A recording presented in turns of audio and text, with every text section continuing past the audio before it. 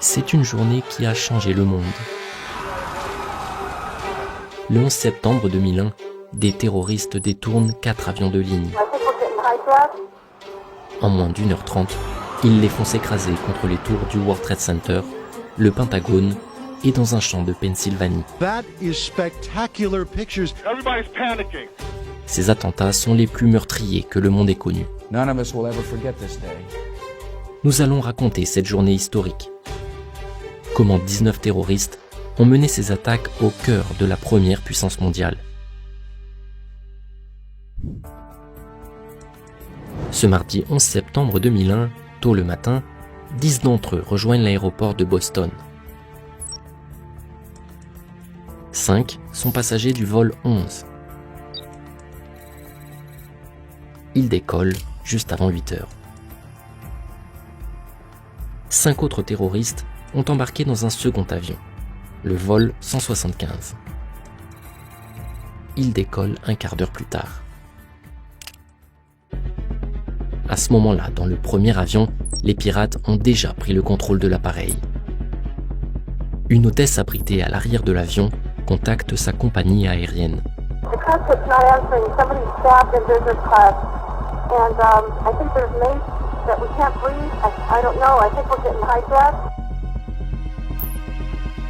L'avion pivote alors vers le sud.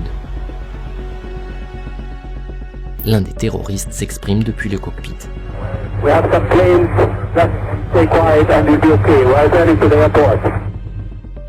En parallèle, une demi-heure après son décollage, le deuxième avion est détourné à son tour.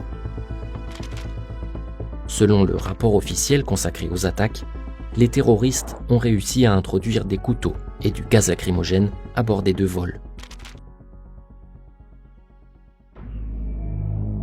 Retour dans le premier avion. Une autre hôtesse appelle sa compagnie. Son interlocuteur lui demande de décrire ce qu'elle voit à travers le hublot. Nous volons très très bas.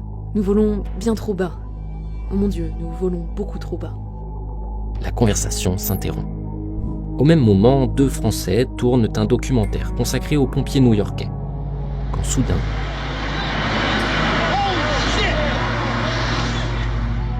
À 8h46, le premier avion s'écrase dans la tour nord du World Trade Center.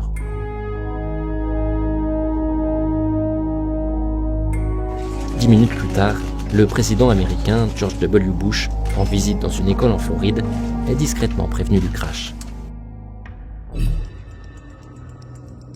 8h58. Le deuxième avion fait brusquement demi-tour, en direction de New York. À l'intérieur, un passager parvient à téléphoner à son père. Ils ont dit qu'ils avaient une bombe. Des passagers vomissent et sont malades. L'avion fait des mouvements saccadés. Je crois qu'on est en train de chuter. Moins de 20 minutes après le premier crash, et alors que de nombreuses caméras suivent désormais la situation en direct,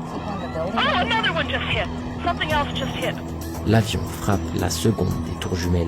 Les Twin Sisters sont le symbole de la toute-puissance financière et commerciale de l'Amérique. L'immense nuage de fumée qui s'échappe des 2 tours est visible depuis l'espace. À New York, c'est la panique. De nombreux secouristes arrivent sur place et montent dans les étages. Dans les tours, ceux qui le peuvent s'enfuient par les escaliers. Mais des centaines de personnes sont piégées au-dessus des zones d'impact. Certains sautent.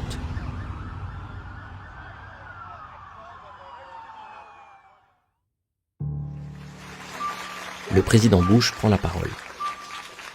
Ladies and gentlemen, this is a difficult moment for America. Terrorism against our nation will not stand. And now if you join me in a moment of silence.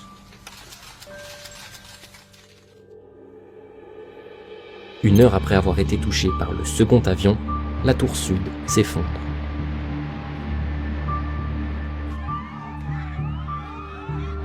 Une demi-heure plus tard, la tour nord tombe elle aussi.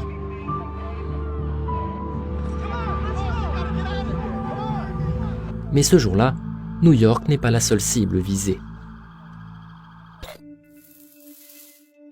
En parallèle, 9 autres terroristes détournent 2 avions. D'abord, le vol 77, parti de Washington.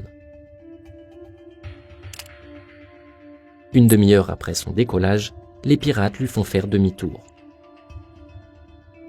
Il s'écrase sur le Pentagone, le bâtiment qui abrite le département de la Défense des États-Unis.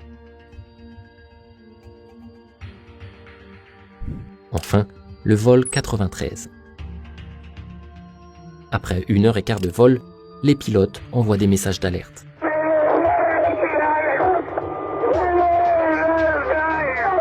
Mais les terroristes parviennent à prendre le contrôle de l'avion.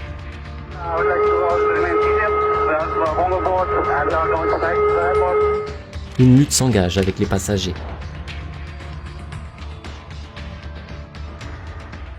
Les terroristes font alors s'écraser l'avion dans un champ en Pennsylvanie. En moins d'1h30, les États-Unis viennent d'assister à 4 crashs. George W. Bush prend la parole à nouveau. Freedom itself was attacked this morning by a faceless coward. And freedom will be defended.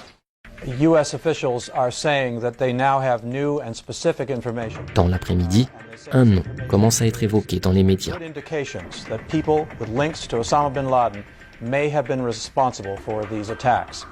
En fin d'après-midi, la tour numéro 7 du World Trade Center, située au pied des tours jumelles et fragilisée par un incendie, s'effondre. Le soir, le président Bush s'exprime une troisième fois. The search is underway for those who are behind these evil acts. We will make no distinction between the terrorists who committed these acts and those who harbor them. Good night, and God bless America. Au total, les attaques du 11 septembre 2001 ont tué 2977 personnes. Et le bilan aurait pu être pire. Les crashs étant survenus assez tôt, un jour de rentrée des classes et d'élections municipales à New York, les tours étaient moins remplies que d'habitude. D'après un rapport technique sur l'effondrement des tours, cela aurait évité la mort de 14 000 personnes. Mais de nombreux Américains ont souffert de séquelles à plus long terme, notamment de cancer, après avoir respiré des poussières toxiques. Moins d'un mois après les attentats, les États-Unis entrent en guerre en Afghanistan, base arrière d'Oussama Ben Laden.